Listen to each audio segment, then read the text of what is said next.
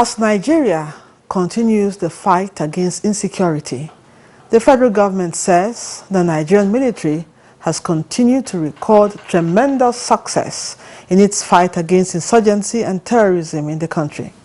This was at a joint press briefing where the Minister of Information and Culture, Lai Mohammed, alongside his defense counterpart and other stakeholders said Nigeria has passed its worst stages of terrorism and is on the threshold of gaining its pride in restoring the peace and security in the country.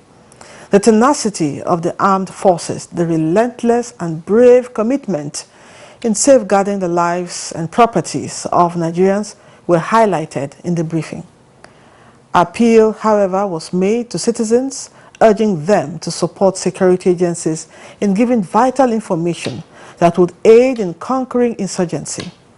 On the program, Nigeria Today, our discussants will analyze the successes recorded in the fight against insecurity. I am Lydia Odijochi. Welcome to the program.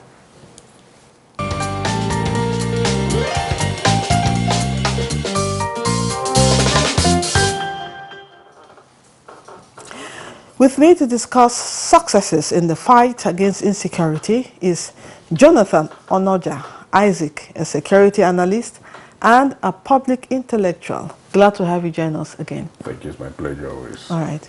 Also with me in the studio is a development, peace and security expert, Wing Commander Musa Salmanu, retired.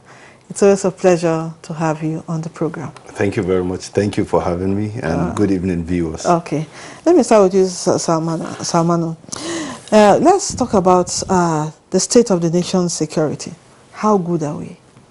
Well, if you look at where we're coming from, we'll say we are doing good.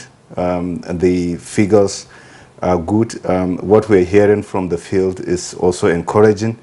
And from the briefing you just alluded to also, that's both official and unofficial quarters. And from those on the ground, and in fact, not only those on the ground, even the citizenry, the situation is good. Because when the issue of security is such that it's how people feel about it. The people who are the consumers, the ultimate beneficiary of security, they are the ones that give either a pass or fair mark to what is happening. So when you hear people coming back or alluding to the fact that there are successes being made, that grounds that were lost are being recovered, then you find out that, or you can, to a large extent, say there is progress being made. But I'm quick to add that we shouldn't be taken by these successes that we're making to relax. It's good to celebrate, and we have to celebrate successes, but also we have to be careful so that we don't, because the opponent or the adversary is always watching to see where, because of that euphoria of maybe made gains, will relax in some places, and they will exploit those gaps that are created. Okay. It's not yet Uhuru, but with success is being made, and we should celebrate that success for now. Okay. All right, let me ask you, Onoja. Like he said, we should celebrate the successes recorded so far. Okay. Should we really celebrate at this point? And in the first place, how did we even get to this level of insecurity? You know, I'll start by the first question. Okay. Should we celebrate or we shouldn't celebrate? Every opportunity given to you to be alive is an opportunity for you to celebrate in the current Nigeria. However, the current situation has presented itself as, you know, a kind of a facelift for our security agencies. But the situation is not that is such that we should celebrate yet. It's an opportunity for them to correct their mistakes. So what we are seeing is not just about celebration. It is just for them gathering momentum to correct the mistakes, the past mistakes. And we have not come to a point where they would begin to recover their lost glory. No. The successes we are talking about is the kind of, you know, oppression coordinated operation that they have had about, you know, recent times, about like 2 weeks back, we've seen some kind of improvement, meaning that they are correcting the mistakes. Now, going back to how we came or how we come to this point, I've always defined it that security is number one, poverty. Security is unemployment. Security is lack of education. Security is greed. Security is political and systemic corruption. So when you begin to ask me how we get to this point, it is I will now begin to analyze that our security agencies, like I've said over the years, they have lost the mutual trust that Nigerians used to give them. So I tell you that what they have seen in places in Mina and in Kaduna, where some persons, you know, arrested for supplying arms to bandits and all of that, is a coordinated effort of the world, of the citizens, are you in me, of the indigenes. And I have always said that the best place for you to gather your intelligence is where you go to where the natives are concentrated. So it is not just about the military alone. It shows that we should first celebrate Nigerians for coming up with information, you know, that has led to what successful operations. So we are at the point where our, you know, conventional security, you know, personnel are trying to correct their mistakes, but they have not been able to recover fully their lost glory. Because till today we are still sleeping with our eyes open. So we have not come to that point of celebration. Rather, we should be complimenting them to achieving success for them to recover the lost glory, so they can become the true giant of Africa that they need to be, or they ought to be. The kind of people we believe that we have sent to places to go and, you know, recover the lost glory of other great nations. This is the kind of military, the kind of police, the kind of immigration, the kind of customs that we want to, you know, have again. That we can trust them with our eyes closed. You know, this is the kind of situation we should be analyzing and not successes at this point. Okay, Salmano.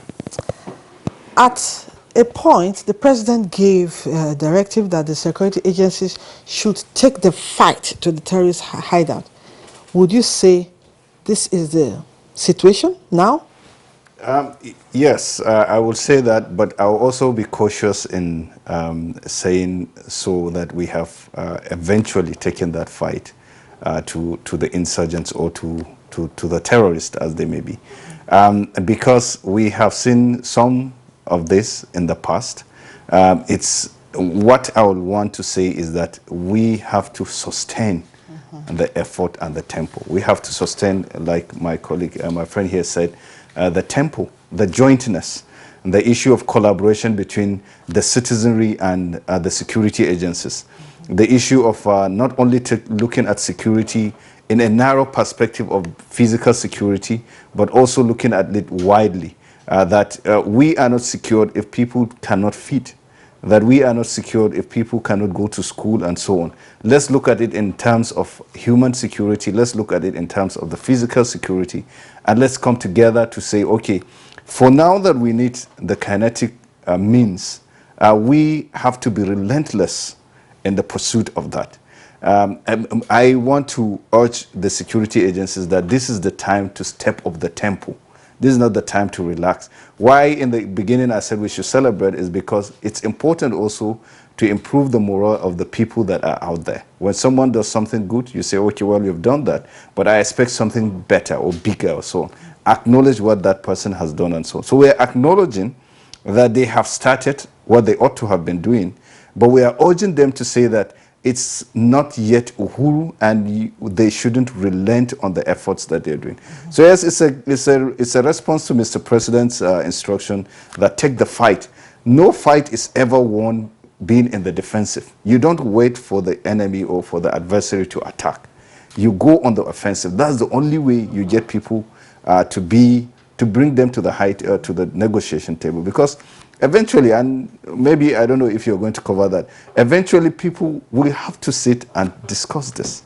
I know sometimes if it's very controversial when people say that, what are you going to discuss and so on and so on. But eventually, after we've put in so much kinetic means, we have to, as a nation, come to say, okay, how did we get here?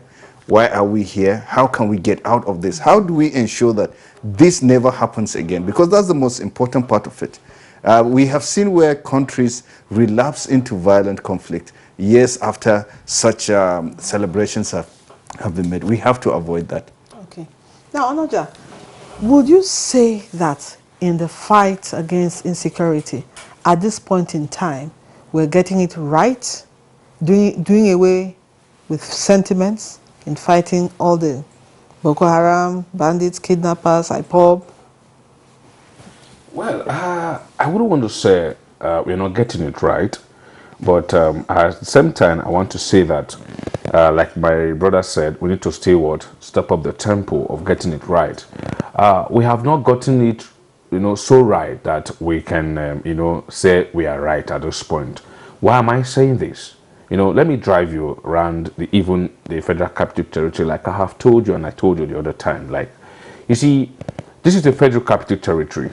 And then we have the instance of the Kuje prison, and then less than 30 kilometers to the almighty War College, to less than 35 or 33 kilometers to the presidential villa, and also less than 30 kilometers from the Yellow House, where they call the Nigerian DSX headquarters.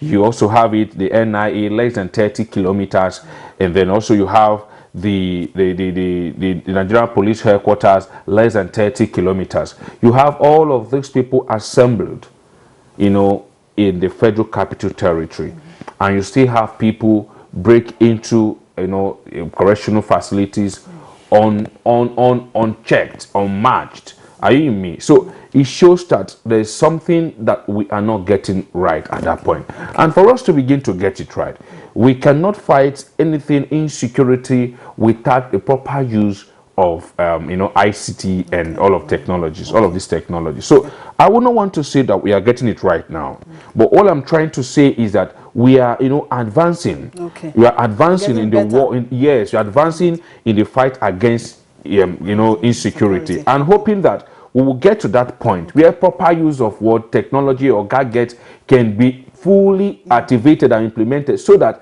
our personnel, even when they compromise, we have reasons to check, we have what to do to checkmate and to see how we can bring it to a halt at an easy point. Okay, let's take a break here and listen to an excerpt of the press briefing on the successes recorded in the fight against insecurity.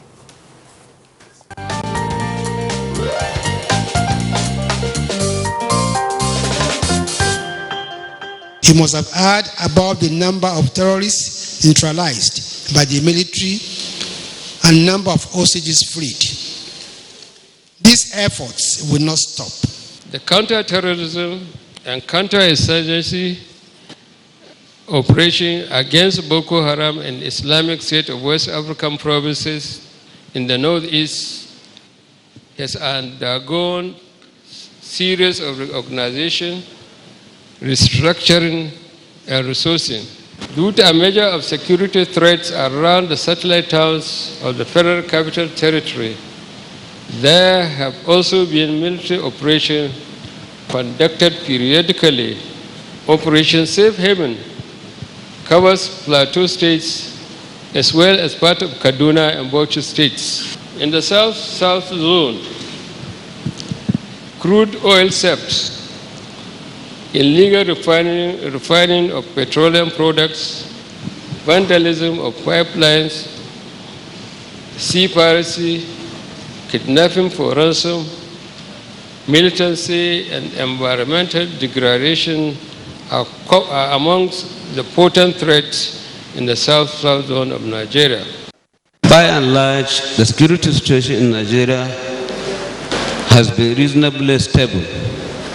There are a total of 75,061 inmates, including 1,271 military detainees in all the nation's custodial centers. 3,150 are on death rows, awaiting execution, because state governments have not assented to their execution warrants.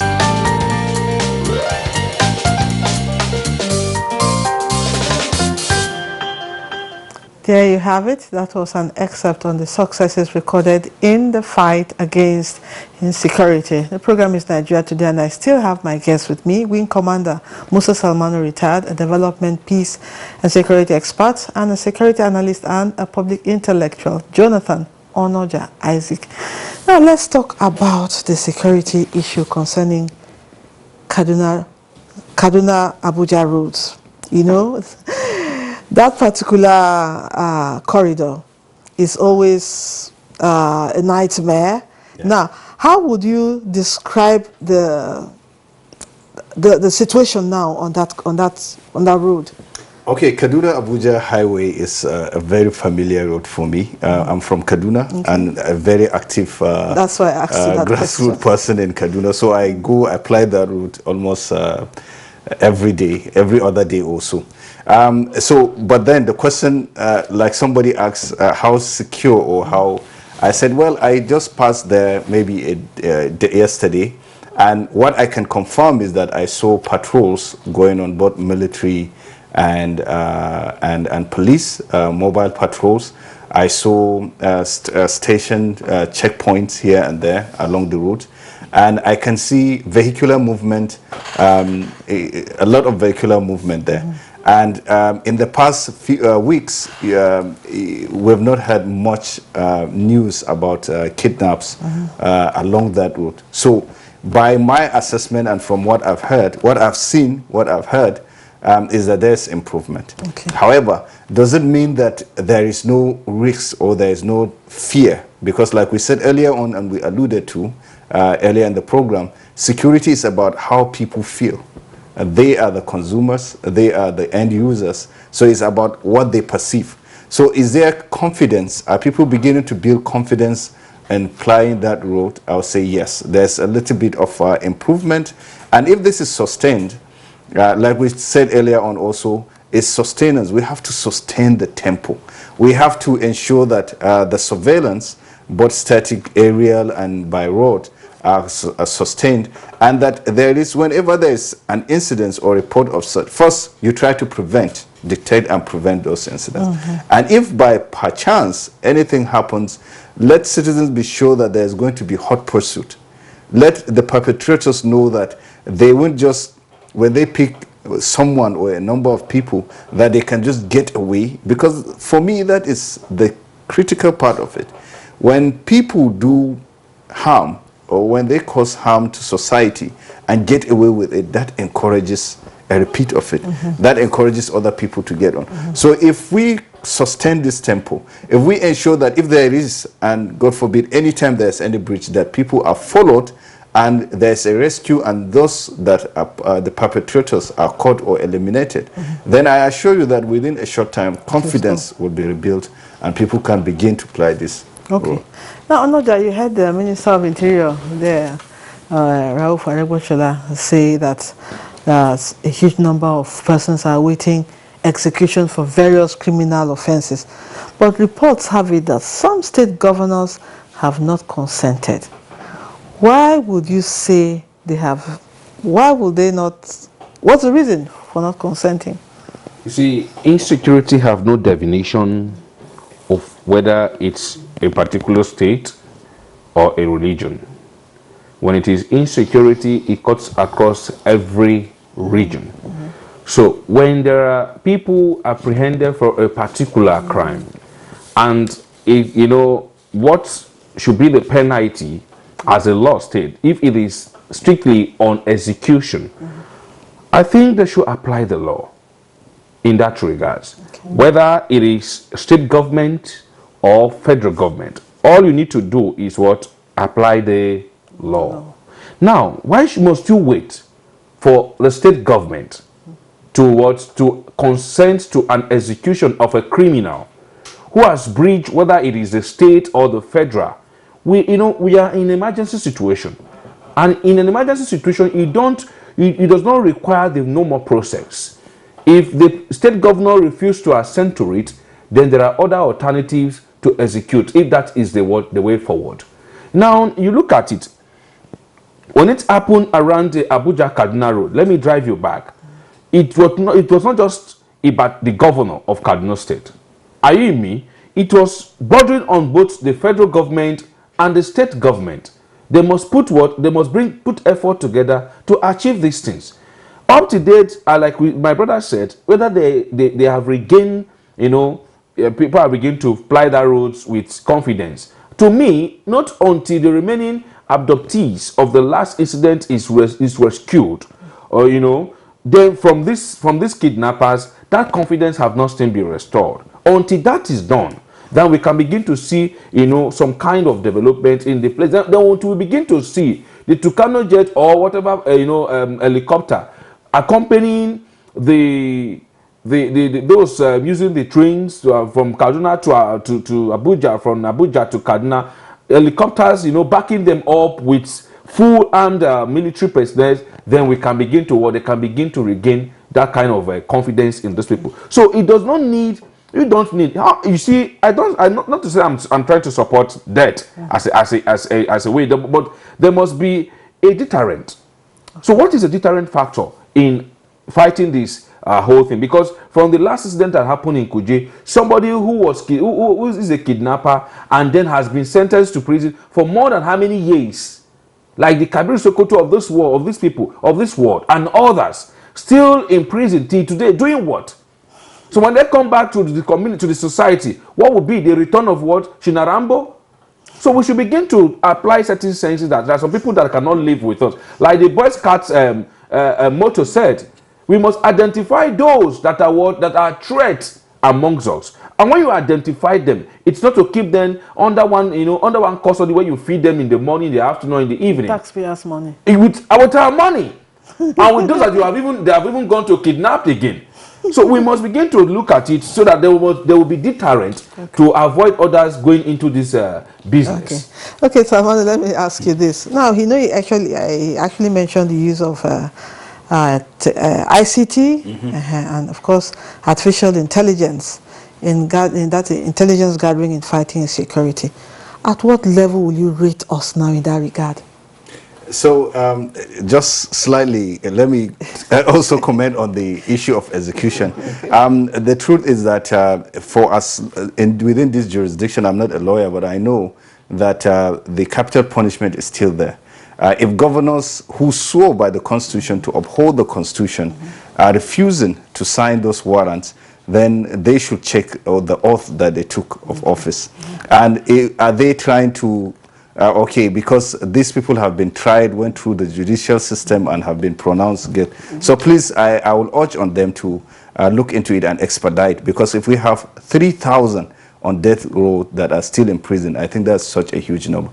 About the issue of security, we are not there yet. I'm afraid we might not even have started, because our technology is an enabler. Technology ensures that all those lapses that human eyes cannot see, or those things that human cannot see, technology keeps that and enables. So we are not there yet. We have to step up our use of technology, and it's what is going to see us pass through this stage of insecurity. Technology is very expensive. Well, technology is expensive. Compare it with the lives that we lost. Then you know that it's not expensive. Too much. Nothing is too much to spend to ensure that at the end of the day we are all safe. If insecurity is, if you think that security is expensive, insecurity is more expensive. Yes, much more expensive.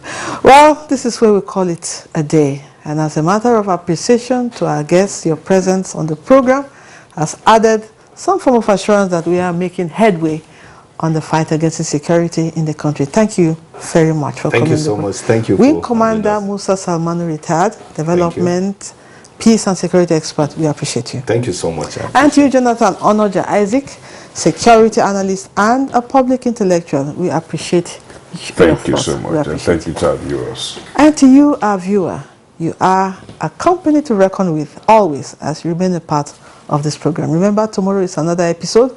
You can also watch this episode and other ones at www.youtube.com/NTN24hub. I'm Lydia Odijochi, wishing you a very, very good night's rest. Goodbye.